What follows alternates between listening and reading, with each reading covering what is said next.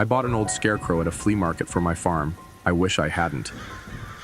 I've always had a soft spot for flea markets. Something about rummaging through other people's forgotten treasures felt nostalgic. That's how I ended up at one last month, searching for something to spruce up my small farm.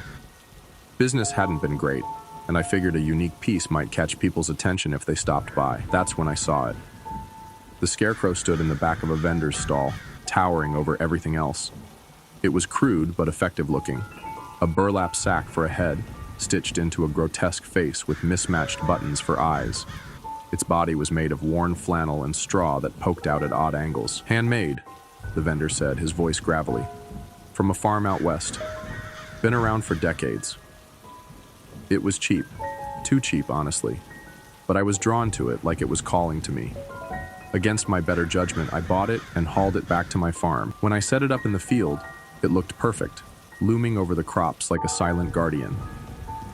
The crows stayed away almost immediately, and for the first time in weeks, I felt like things were looking up. That night, I woke up to the sound of rustling outside my window. I figured it was just the wind, but when I looked out, the scarecrow wasn't in the field. It was lying on the ground, face down in the dirt. I cursed myself for not securing it properly and went out to fix it. As I stood it back up, I swear I felt the fabric of its flannel shirt move, like it was breathing. I shook it off as my imagination and tied it down tightly, then went back inside. The next morning, things got weirder. My neighbor, Mr. Grayson, came by. He looked shaken, which was unusual for a man as tough as him. "Did you hear about the break-in last night?" he asked. I hadn't. He told me someone, or something, had broken into his chicken coop and slaughtered all his hens. What was strange was that there weren't any footprints. "It's like the thing just appeared out of thin air," he muttered. I tried not to connect the dots, but I couldn't help myself. That scarecrow, something about it felt wrong. That night, the rustling outside my window returned, louder this time. My gut told me not to look, but I couldn't resist. Peering through the curtains, my heart stopped. The scarecrow was standing in the middle of the field, but it wasn't alone. Figures, shadowy and twisted, circled it, their movements jerky and unnatural, like puppets on strings. The scarecrow's head tilted slowly, its button eyes glinting in the moonlight as if it knew I was watching.